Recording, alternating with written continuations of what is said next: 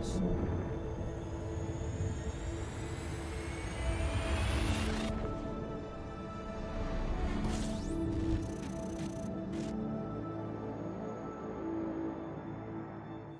Hello everybody and welcome to the Elite Dangerous live stream. My name's Ed, part of the community team here at Frontier Developments, and with me I have a very, very special guest this evening. I am joined by the ever splendid, the ever bespectacled, the, well, I don't know, handsome?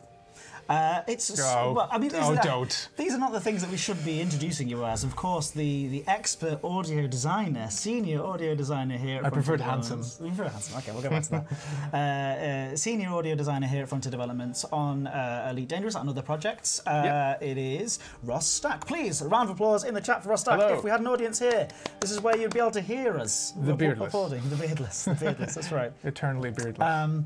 So, please do put some love in the chat for Ross Stack as well, because, again, a lot of the audio that you hear in Elite Dangerous is co-created by Ross. It's a team effort. There's a lot of talented people on the team, and, you know, it keeps us all in check. You know, everybody else's work. You listen to what somebody else is doing, and you go, oh my God, that is so good. I really need to up my game. So that's, you know, there's a little kind of friendly competition. Yeah. And some of the audio, some of the sounds, some of the famous sounds in Elite Dangerous that you've designed that they may know and love? I guess the cutter, that was one of my ships. Also the Corvette. All of the Guardian stuff. The most recent Guardian stuff is all mine. Oh, very well done. Yeah. And of course, the asteroid and the mining and the exploding asteroid, of course, which is what we're going to be talking about today. So, before we do begin, if you don't know what this is, and if you are just tuning in for the first time, this is Discovery Scanner. This is episode 3 of Discovery Scanner. Finally, we've been waiting for this for a long time. The last 2 episodes, we had Mark Allen on how the Thargon Swarm came to life, and before that, we had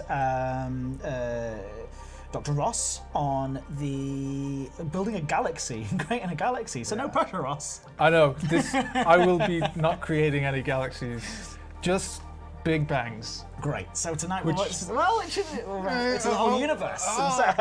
We did it. All right. So everybody as well, if you are concerned perhaps about going behind, you know, the curtain, going behind the curtain and seeing sort of how the game comes together, how we bring this magic to life, then do look away now. Please don't actually stay there, but just be aware that you are going to see some behind the scenes kind of stuff. I don't think you're going to be disappointed, by the way. Ross has already taken me through some of the stuff that we're going to be showing off tonight, and I think that if anything, you're just going to be impressed by how it all comes together, because these guys do an amazing job, and they're wizards with what they have available to them. So Ross, I mean, what I'm going to do now is essentially leave you to take it away. Do know that we are using a live build tonight, so again, hot build could go potentially things could go wrong. You never know. Yeah, well. So bear with us when those sorts of things do happen. Are we gonna do it first? Are we gonna play? Well, we very much can do if you wish. We can indeed just jump Shall we just play some? And so people know what we're talking about. Go ahead, you introduce. So essentially, I'm gonna kind of take you through from start to finish the whole mining feature from an audio point of view, and where we started off and where we got to, and the various little kind of things we encountered along the way. I think I'm going to play it. I'm just going to, so that, you know, just to set the scene, just so we know what we're doing.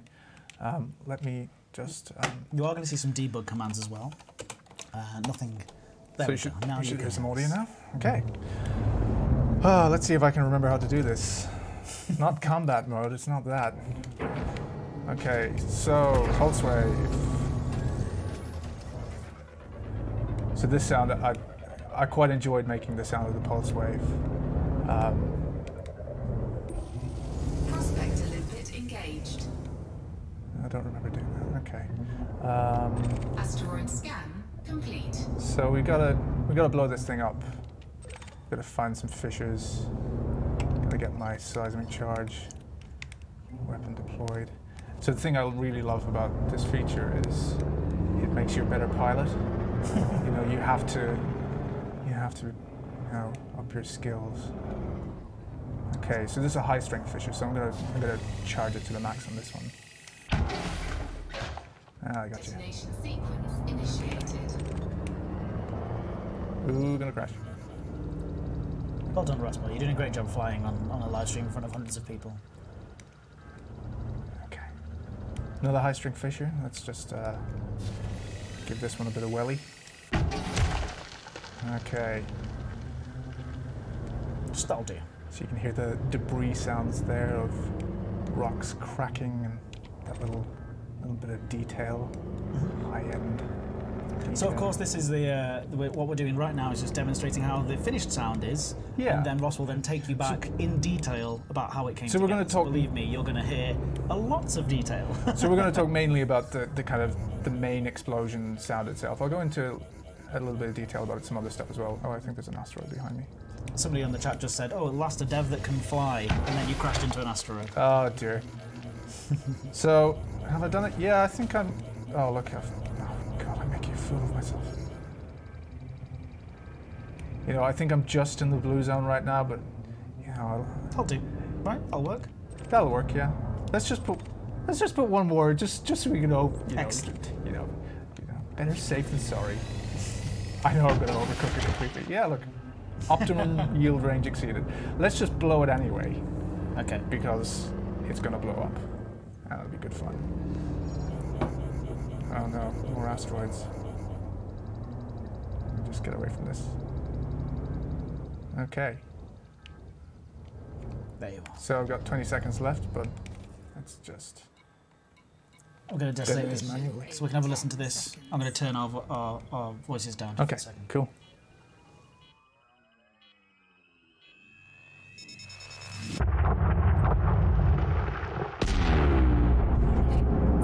Disruption.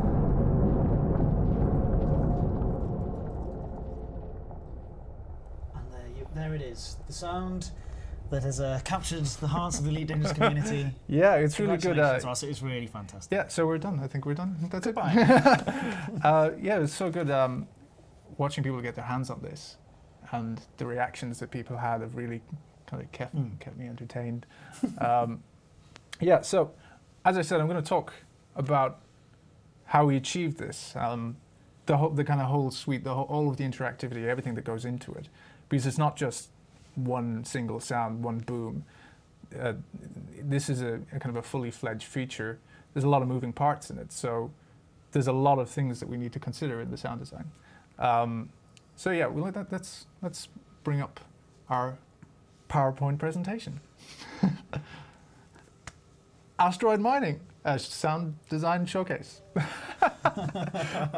Okay, so yeah, as I said, we're going to start at the beginning. Yeah, next slide. Oh, sorry. Yes, that's Head is my the slide one, master. yeah. Okay, so with any project, it starts with the design brief. And this obviously comes from the designers.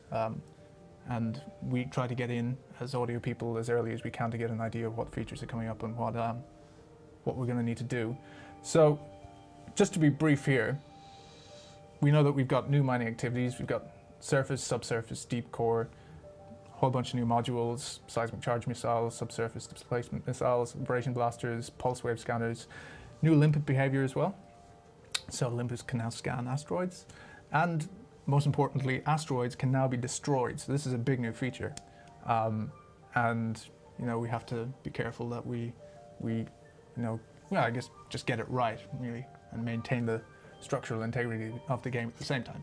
Okay, so did you have any, as the audio team, do you have any input into what these design features are going to be, or is it more they come from design and say, hey, here's what we're thinking the game's going to be, and then you sort of have to go? Not generally. We like to think we do. And we try to we stick our oar in.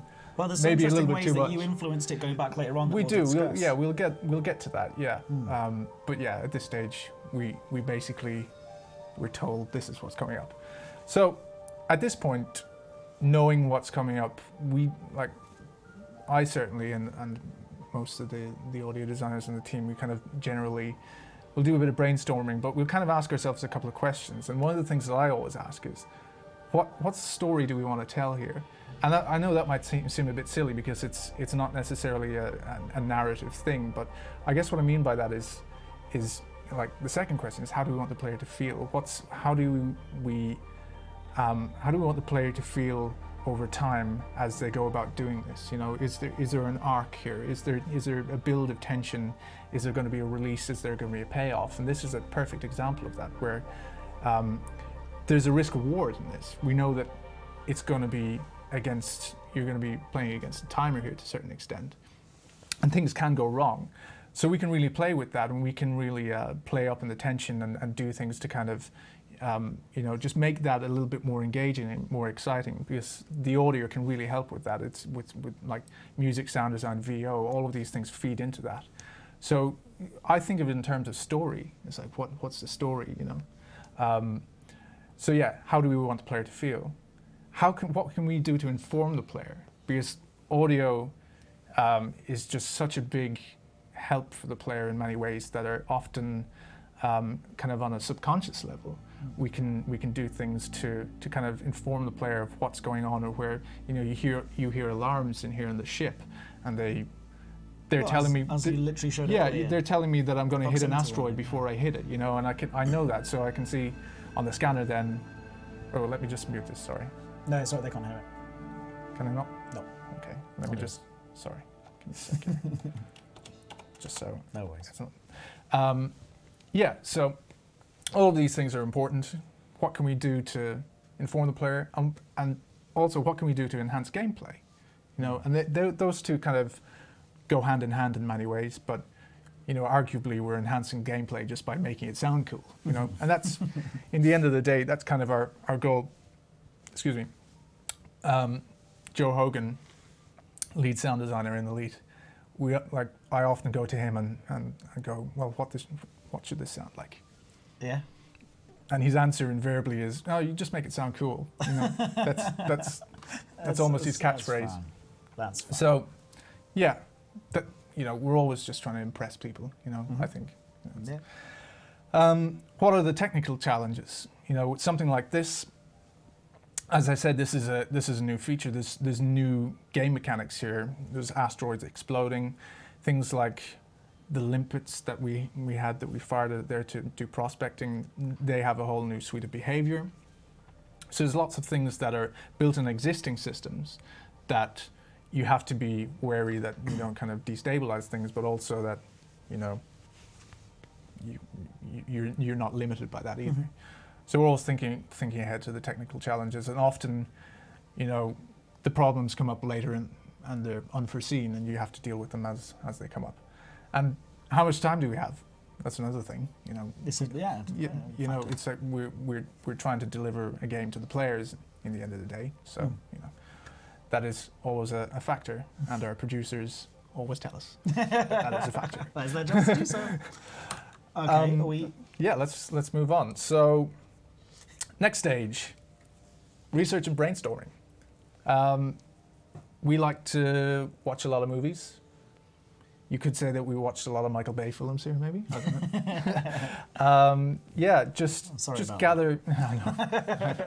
Oh, somebody has to. Yeah, gathering as much information as we can, and you know, just pulling influence from different areas. The interesting thing about this is there's something about this feature that kind of spoke to me, and I had so many ideas going in, because I was telling you the other day, so I grew up next to a quarry, right? About like within a mile radius of my house, there was a limestone quarry, and they used to do these blasts like once every maybe 2 weeks or something. So there would be a siren, almost like an air raid siren, warning everybody, you know, in the area that there's going to be a blast. And you would hear it, and there would just be such a mounting tension building. And you could hear this from miles around, so like we used to press our ears to the ground, you know, just to feel and hear the kind of the massive impact that this has on the Earth. And you would hear, the first thing you'd hear is like the kind of pop, pop, pop of like the primer cord charges and all that. And then there would almost be this moment of like stillness, and there'd be you'd hear this massive kind of boom as like the whole rock face caves in, and it just kind of seems to just resonate, you know, and it goes on forever. It's like distant thunder.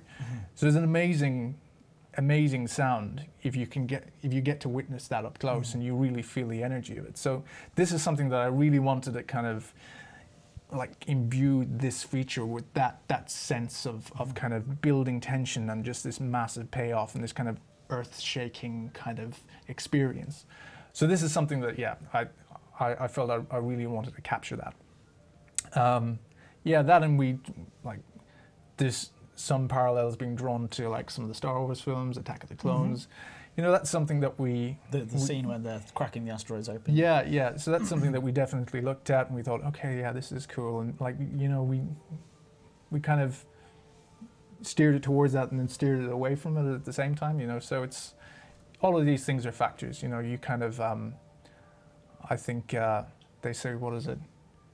Good artists borrow, great artists steal. You know, we're all guilty of that. Yeah. Okay, so you know, after our research, we collate our findings, and I came up with this graphical representation of this before we showed it up on screen. what I wanted to achieve. Right. So this is me putting reams and reams of data together to generate this amazing representation. Yeah. So what is this? What's this showing? So essentially, obviously, I think I can put this in. There we go. I want the excitement to build over time. Yeah. If you take this point here, 0, 0, that's when you set the charges, right? Okay. The excitement will build over time. Sure. And at a critical moment, there will be a boom, and the excitement should ramp up from there. And then slowly drop down afterwards. Yeah. Okay, very clear. This was a constant reference for me. Okay, I sellotaped it to my wall. Many is the time I would pace around my office looking at it, kind of going, it's not quite there yet. And I would reference the graph, and everything would be clear again. Anyway, moving on. So, knowing what the design is, as a kind of a rough exercise to kind of figure what are the priorities here. I'll do like something like an asset breakdown.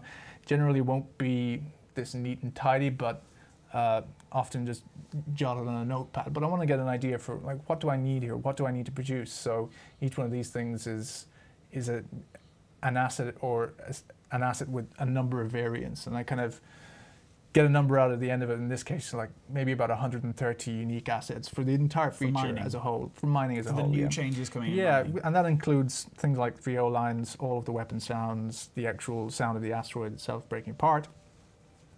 You know, that kind of puts things in context, and I know where to go from there. You know, great, and it keeps producers happy. Excellent. That's good to hear.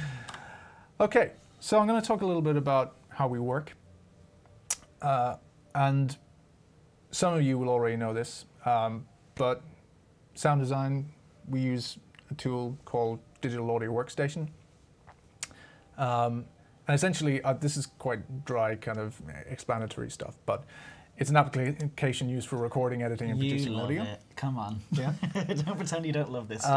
It can be utilized for music, MIDI arranging, VO, sound design, and post-production. So, you know, it's like digital audio workstations, they're so flexible. Yeah. And there's so many different types of them as well that you can kind of choose the one that best suits your needs.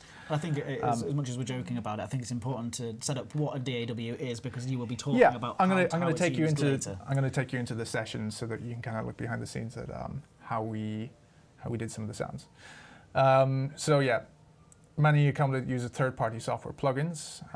So you basically plugins that allow you to apply effects, things like reverb, delay, equalization, phasers, chorus, anything, you know, and all sorts of crazy things in between.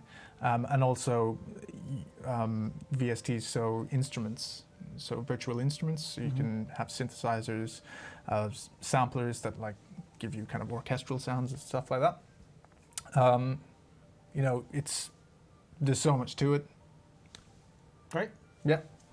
There were some examples. Oh, I do apologize.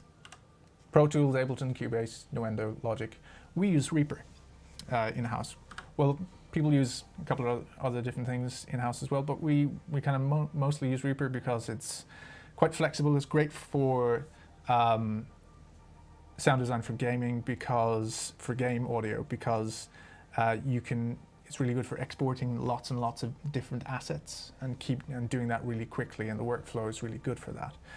So, for instance, in cases where we've got hundreds of thousands of VO assets, you know, it's so easy to kind of iterate on that and then re-export them into our WISE project, which I'll talk about later. So, okay, let's take a look under the hood, shall we? When you're ready, just let me know. Right. Right now? Yeah, sure. Okay.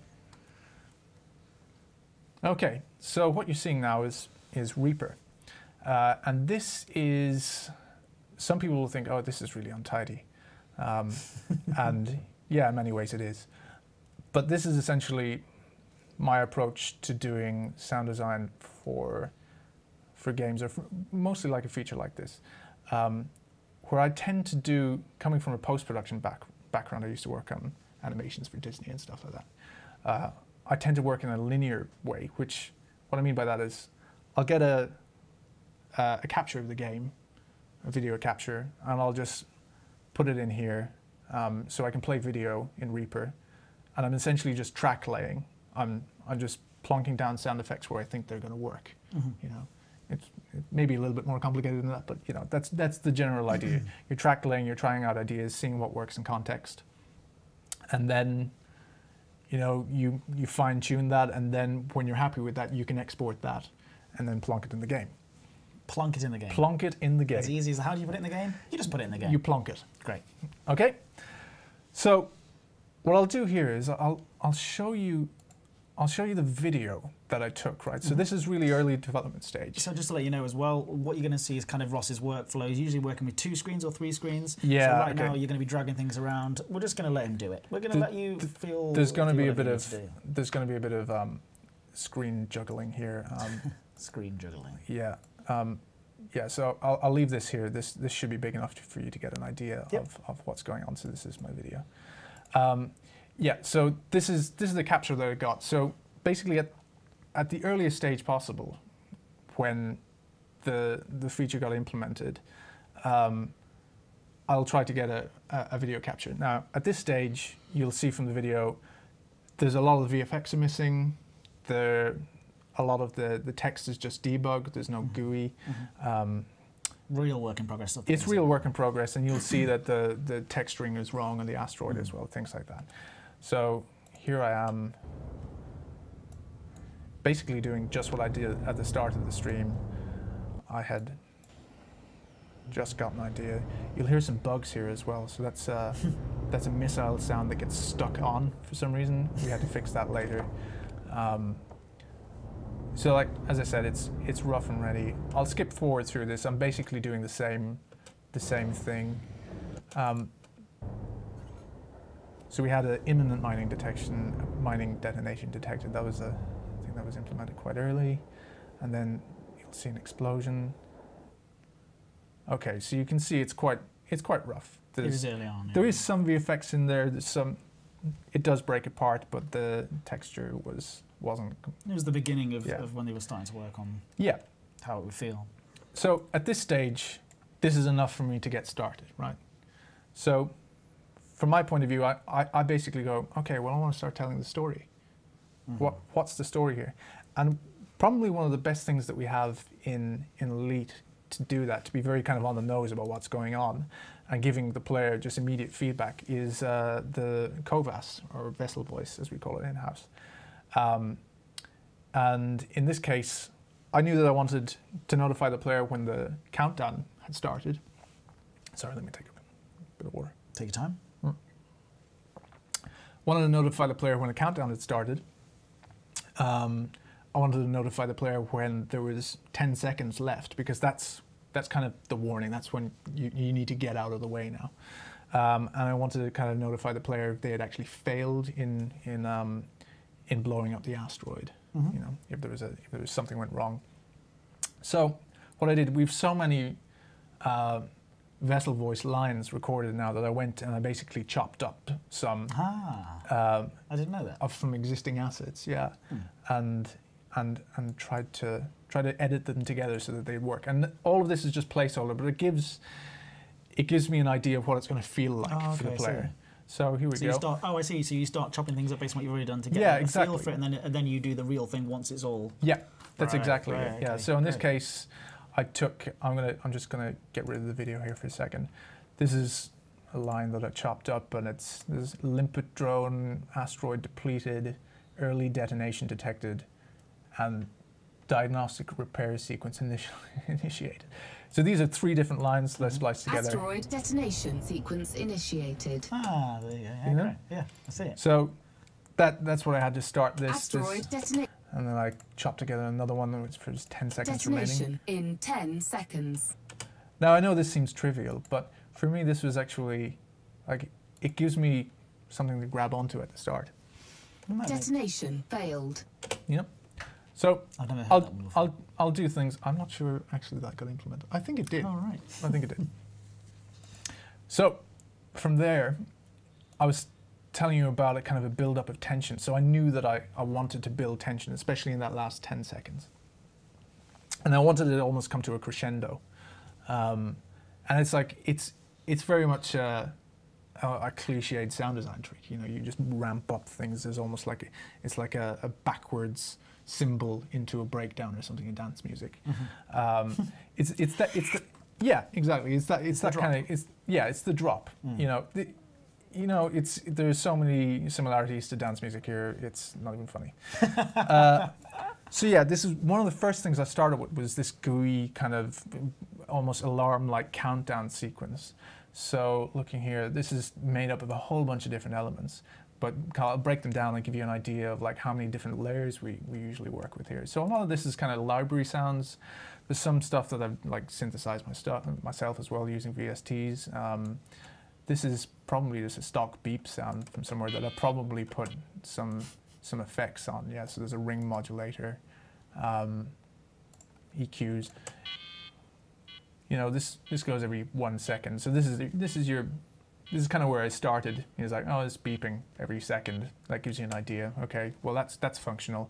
Then I'm ramping it up a bit. There's adding another layer. So this is, you'll see in the bottom lane here, if just here. So this is what I'm doing. Is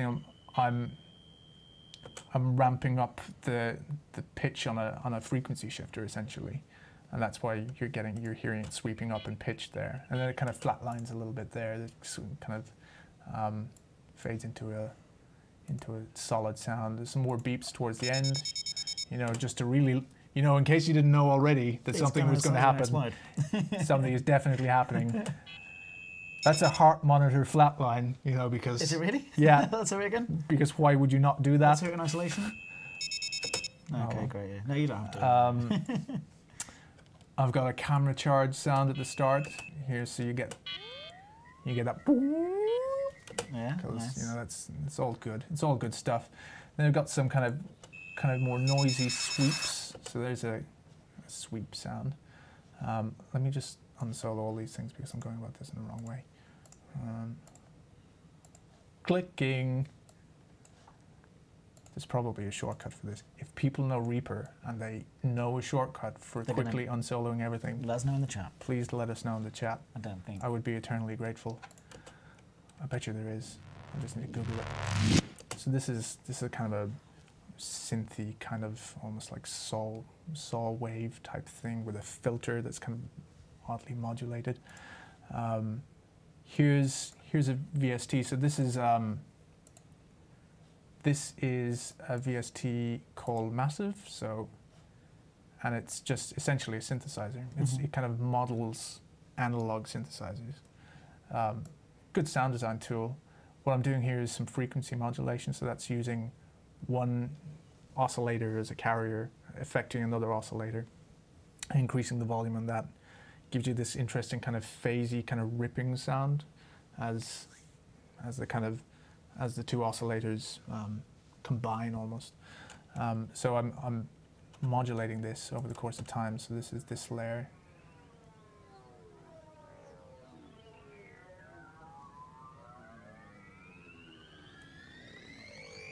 That's quite interesting. So you sort of did that manually? Yeah, well, what I'm doing here is essentially writing in automation here. So Okay. I can grab these points and affect them differently. And don't break it now. This isn't. What you're doing here is not going to affect the game, right? No, it's not. Okay, no, this doesn't affect the game. Right. All of that is committed. It's never going to change. Okay, great. Yeah, so this is affecting parameters here, automating parameters. So it's basically like if anybody is into analog synthesizers like I am, and has ever managed to grab the filter control of an analog synthesizer and sweep it up and down, which is probably one of the most joyous experiences in your life. It's basically like doing that, but in software. So here I am just doing crazy things with that. You know, I can draw it in if I want. So you can hear endless fun. So all of that put together, you know, it may sound like nonsense. Nope. All in isolation. Detonation in. Let me just solo this particular section. This is just the countdown. So, let's hear it.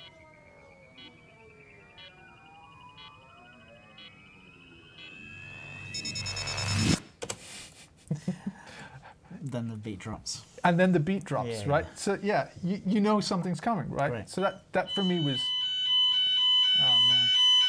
That's the fire alarm happening here, ladies and gentlemen. I think that we might have to evacuate. Oh no. Which is a real shame, but hopefully we'll leave the building and not die and burn to death. We'll be back very soon. Okay. Gonna stop the stream.